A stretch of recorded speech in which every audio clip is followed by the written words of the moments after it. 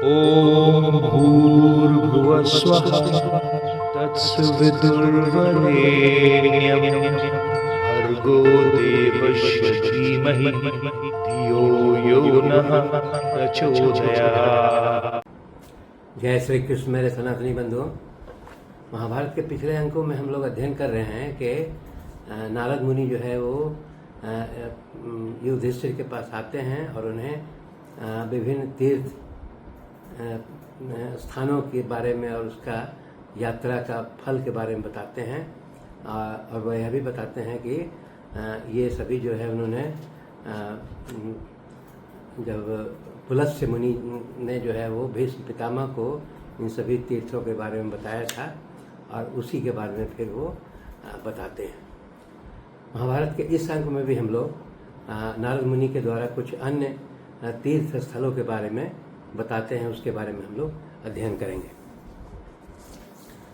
तो उसके बाद फिर बोलते हैं नारद जी की एक धर्म तीर्थ है, वहाँ यात्रा करना चाहिए जहाँ धर्म ने जो है वो उत्तम तपस्या की थी। उसके पश्चात फिर एक उत्तम ज्ञान पावन तीर्थ है, वहाँ यात्रा करना चाहिए। फिर वहाँ पर सौगंधिक वन है, वहाँ जाना चाहिए जहाँ सौगंधिक वन में जो है ब्रह्मा आदि देवता, ऋषि, सिद्ध, चारण, गंधर्व, किन्नर, बड़े बड़े नाग वहाँ निवास करते हैं।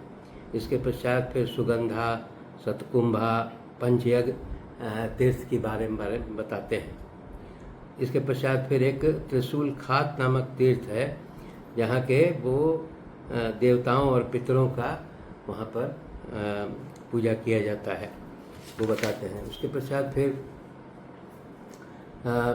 एक है शाकंभरी नामक तीर्थ, वहाँ वो बताते हैं कि एक शाकंभरी देवी जो हैं उन्होंने वहाँ पर 1000 वर्षों तक यज्ञ किया था, इसीलिए वहाँ जाना चाहिए।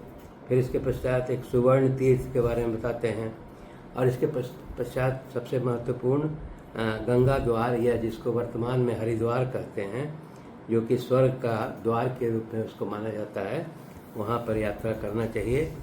और वहीं बताते हैं कि नागराज महात्मा कपिल का जो है तीर्थ वहीं पर है, इसलिए ये से पूरे लोकों में ये विख्यात है। इसके पश्चात फिर बोलते हैं कि शांतनु का एक उत्तम तीर्थ है जिसका नाम है ललितक। और फिर गंगा यमुना के बीच में जो संगम है वो एक तीर्थ है जिसका नाम है प्रयाग। वहाँ स्नान करने से 10 अश्वमेघ यज्ञ का फल मिलता है। इसके पश्चात फिर सुगंधा तीर्थ है, कुब्जा भ्रमक तीर्थ है, फिर ब्रह्मवर्त तीर्थ है, यमुना प्रभव तीर्थ है। उसके पश्चात वेदी तीर्थ है। यहाँ पर बताते हैं कि ऋषि कल्या एवं वशिष्ठ तीर्थ में जो है वहाँ भी जाकर के स्नान करना चाहिए। फिर वीर प्रमोक्षणी तीर्थ है, वहाँ पर जाना चाहिए जहाँ स्नान करने से सभी पापों का छुटकारा मिलता है। और इसके पश्चात एक महाबली तीर्थ के बारे में बताते हैं, जहाँ पर के 1 मास तक वहाँ निवास करने से सभी पापों से मुक्ति मिलती है। इसके पश्चात वो बताते हैं कि ब्रह्मा जी के द्वारा सेवित एक तीर्थ है जिसका नाम बेती सिकाती तीर्थ है। फिर एक दूसरा है जो सिद्ध सेवित जिसका नाम है सुंदरी का तीर्थ, वहाँ जो है वो महत्वपूर्ण तीर्थ स्थल है। फिर सिद्ध सेवित पुण्यमय नैमिषारण्य नाम का एक तीर्थ है जहाँ 1 मास तक जो है वो निवास करने से पृथ्वी पर जितने भी तीर्थ हैं वे सभी जो है उनका फल जो है मिल जाता है। फिर इसके पश्चात फिर गंगोदर तीर्थ जो है वहाँ, फिर सरस्वती तीर्थ है, वहाँ जाना चाहिए। फिर क्षीरवती नाम का एक पुण्य तीर्थ है जो कि वहाँ स्नान करने से देवता और पितरों का पूजन जो है हो जाता है। और इसके पश्चात विमला शोक नामक उत्तम तीर्थ है, इसके पश्चात वे बताते हैं सरयू के उत्तर एक तीर्थ है जिसका नाम है गोप्रतार तीर्थ। और सरयू के गोप्रतार तीर्थ में स्नान करने से सभी पापों से शुद्ध होकर के स्वर्गलोक की प्राप्ति होती है। इसके पश्चात गोमती के तट पर राम तीर्थ है।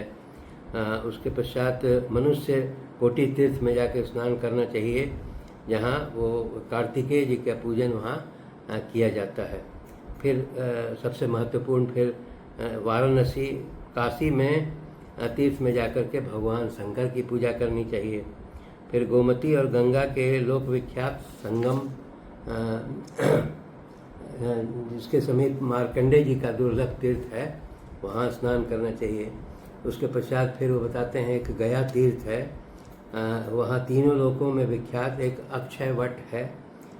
उसके समीप पितरों का दिया हुआ सब कुछ अक्षय बताया जाता है, गया तीर्थ। उसके पश्चात फिर ब्रह्म सरोवर का यात्रा के बारे में बताते हैं। फिर धेनु तीर्थ के बारे में बताते हैं कि वहाँ धेनु तीर्थ में उस पर्वत पर जो है कपिला नाम की गौ जो है बछड़े सहित जो है वहाँ निवास करती थी, और उसका जो है विशाल चरण चिन्ह आज भी अंकित है। इसीलिए इसके पश्चात फिर एक उदयगिरी तीर्थ के बारे में बताते हैं जो संगीत की ध्वनि से वो गूंजता रहता है। और उसके पश्चात फिर योनि द्वार तीर्थ है, जहाँ मनुष्य का योनि संकट मुक्त हो जाता है, अर्थात उसका पुनर्जन्म नहीं होता है। और इसके पश्चात फिर वो एक फाल्गु तीर्थ है जो फाल्गु नदी अभी वर्तमान में है, वहाँ पर जो है स्नान करने से अश्वमेघ यज्ञ का फल मिलता है। और इसके पश्चात फिर एक ब्रह्म स्थान भी वहाँ पर है, जहाँ जो है ब्रह्मा जी के समीप जाने पर वो मनुष्य को राजसूय और अश्वमेघ यज्ञ का जो है फल मिल जाता है। इसके पश्चात फिर वो बता रहे हैं कि एक राजगृह तीर्थ है, और उस राजगृह तीर्थ में जो है वो वहाँ स्नान करने से वो यक्षिणी देवी का वो प्रसाद वहाँ मिलता है, और वो ब्रह्म हत्या से उसकी मुक्ति मिलती है। फिर मणिनाग तीर्थ है, वहाँ स्नान करने से गोदान का फल मिलता है। इसके पश्चात फिर वो गौतम के एक प्रिय वन है जिसका नाम वहाँ अहिल्या कुंड है, जिसमें स्नान करने से मनुष्य को परम गति की प्राप्ति होती है। इसके पश्चात वहीं पर राजा जनक का एक कूप है, जहाँ स्नान करने से मनुष्य जो है वो विष्णु लोक में चला जाता है। इसके पश्चात विनसन तीर्थ है, यहाँ पर स्नान करने से वाजपेयी यज्ञ का फल मिल जाता है। इसके पश्चात वो बताते हैं कि बंग देशीय एक तपोवन है, सिद्ध सेवित कंपना नदी है, तो वहाँ पर स्नान करने से पुंडरीकाक्ष यज्ञ का फल प्राप्त हो जाता है। और उसके पश्चात देव पुष्करणी, सोमपद तीर्थ जो है यहाँ, फिर नारायण स्थान है इत्यादि वो तीर्थों के बारे में बताते हैं। इसके पश्चात एक महेश्वरपुर में वो तीर्थ है जहाँ शंकर की पूजा करने से संपूर्ण मनोवांछित फल और कामनाओं को की प्राप्ति होती है। इसके पश्चात फिर वो बता रहे हैं कि पापों का नाश करने वाली एक कौशिकी नदी है, उसके तट पर जो है, जो वर्तमान में कोसी नदी है, तो उसके तट पर जाकर स्नान करने से वो राजसूय यज्ञ का फल प्राप्त होता है। और उसके पश्चात एक चंपा कारण्य है जो वर्तमान में चंपारण है, वहाँ जो है रात्रि निवास करने से गोदान का फल प्राप्त होता है। फिर ज्येष्ठी तीर्थ जो है वो, वहाँ भी गोदान का फल प्राप्त होता है। इसके पश्चात वो बताते हैं एक निश्चिरा नदी के समीप वहाँ जा कर के वो निश्चिरा संगम में लोग दान करते हैं, और ये माना जाता है कि वहाँ विख्यात वशिष्ठ मुनि का आश्रम है। अब यहाँ पर जो है कोसी नदी के पास ही कौशिक मुनि के कुंड में स्नान के लिए करना चाहिए, जहाँ कुशिक नंदन जो है विश्वामित्र ने वहीं सिद्धि प्राप्त की थी। तो वहाँ पर स्नान करने से ये फल प्राप्त होता है। फिर उसके पश्चात फिर अग्निधारा तीर्थ है, वहाँ भी स्नान करना चाहिए। फिर इसके पश्चात वो बताते हैं कि गिरिराज हिमालय के निकट पितामह सरोवर है, वहाँ स्नान करने से पुरुष को अग्निष्टोम यज्ञ का फल प्राप्त होता है। इसके पश्चात फिर वो गंगा सागर, अयोध्या, चित्रकूट, प्रयाग आदि विभिन्न तीर्थों के बारे में बताते हैं, जिसमें सबसे वो महत्वपूर्ण है लोहित तीर्थ, जो कि श्री राम के प्रभाव से वो प्रकट हुआ था। इसके पश्चात गंगा सागर संगम में स्नान करने से 10 अश्वमेघ यज्ञ की प्राप्ति होती है। फिर सोन और ज्योतिरथ्या माने सोन नदी जो वर्तमान में है वो, और एक ज्योतिरथ्या नदी उसके संगम पर जो है वो स्नान करने से पितरों का वहाँ पर तर्पण किया जाता है। इसके पश्चात सोन और नर्मदा के उत्पत्ति स्थान वंश गुल्म तीर्थ है, वहाँ स्नान करने से अश्वमेघ यज्ञ का फल प्राप्त होता है।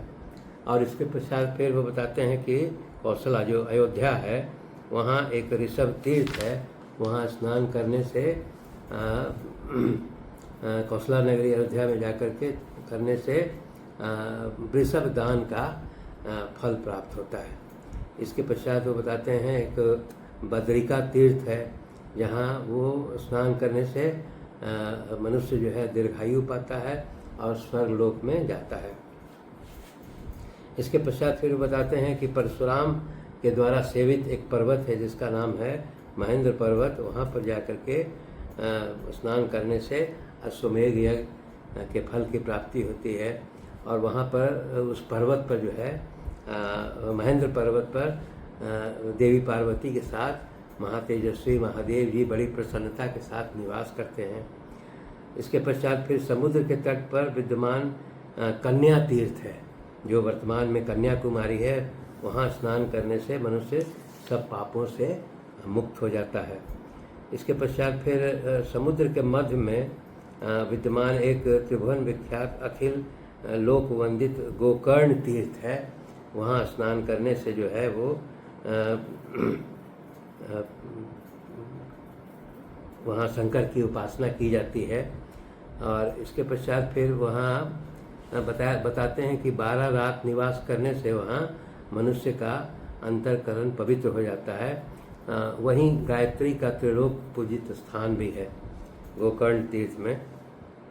इसके पश्चात फिर वो बताते हैं कि गोदावरी नदी से सेवित जो है वो तट पर जा कर के वहाँ स्नान करने से गोमेध यज्ञ का फल प्राप्त होता है। इसके पश्चात फिर दूसरा एक बता रहे हैं कि वारदा संगम तीर्थ है, फिर कुश प्लवन तीर्थ है, वहाँ जाकर के स्नान करने से अश्वमेघ यज्ञ का फल प्राप्त होता है। इसके पश्चात फिर एक दंडकारण्य जो है वहाँ बता रहे हैं कि वहाँ भी स्नान करने से सहस्र गोदान का फल प्राप्त होता है। फिर उसके बाद सूर्य पारक तीर्थ, सप्त गोदावरी तीर्थ, तुंगकारण्य तीर्थ, और उसके बाद फिर तुंगकारण्य तीर्थ में बताते हैं कि वहाँ प्रवेश करते ही स्त्री और पुरुषों के सभी पाप जो है वो नष्ट हो जाते हैं।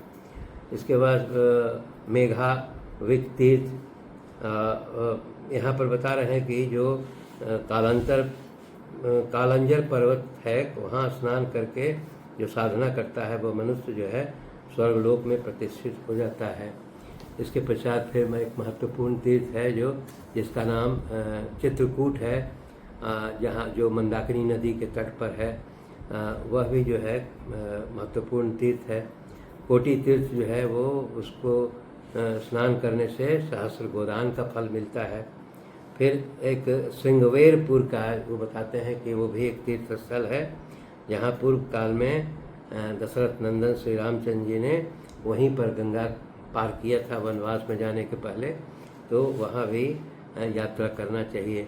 फिर उसके बाद मुंजवट नामक तीर्थ, और उसके बाद प्रयाग तीर्थ, उसके बाद त्रिभुवन विख्यात यमुना देवी और गंगा जी के साथ जो स्थान है वो भी महत्वपूर्ण तीर्थ है। फिर उसके बाद विश्व गंगा और यमुना के बीच में जो विश्वविख्यात संगम तीर्थ है, तो वहाँ स्नान करने से वो और गंगा के तट पर ही जो है एक दशाश्वमेधिक तीर्थ भी है, वहाँ भी स्नान करने से। तो अब फिर वो बता रहे हैं कि यहाँ तीर्थ स्थल में चारों युग के बारे में बताते हैं कि सतयुग में जो है वो सभी तीर्थ जो है वो पुण्यदायक होते हैं। त्रेता में पुष्कर तीर्थ का महत्व है, द्वापर में कुरुक्षेत्र का विशेष पुण्यदायक है, और कलयुग में जो है गंगा की अधिक महिमा बताई गई है। तो वो बताते हैं कि गंगा के समान कोई तीर्थ नहीं है, भगवान विष्णु से बढ़कर कोई देवता नहीं है, और ब्राह्मणों से उत्तम कोई वर्ण नहीं है, ऐसा ब्रह्मा जी ने कहा है। तो एक चीज़ फिर वो भी बता रहे हैं नारद जी कि संपूर्ण तीर्थों का दर्शन की इच्छा पूर्ण करने के लिए मनुष्य जहाँ जाना संभव न हो सके, वहाँ वो मन से जो है उन तीर्थों की यात्रा की जा सकती है, अर्थात मन से उन तीर्थों का चिंतन किया जा सकता है। इसीलिए वो बताते हैं कि वो सभी पांडवों को सलाह देते हैं कि तुम भी जो है वो चूँकि यहाँ पर हम लोगों ने देखा है कि अर्जुन के अनुपस्थित होने के कारण सभी पांडव जो है बहुत दुखी हैं, तो नारद जी जो कहते हैं कि तुम इस बीच में जो है सभी तीर्थ स्थलों का भ्रमण करो, उससे तुमको फल प्राप्ति होगी। और फिर वो ये भी बताते हैं कि बहुत सारे ऋषिगण तुम्हारा साथ देने के लिए तैयार हैं, उसमें तुम्हारी प्रतीक्षा कर रहे हैं। फिर वो बताते हैं कि एक लोमस मुनि है, वो भी आने वाले हैं, और वो तुम्हारा इन तीर्थ स्थानों में साथ देंगे। तो इतना कह करके जो है नारद जो है वो सभी पांडवों से विदा लेते हैं। धन्यवाद। शेष अगले अंक में।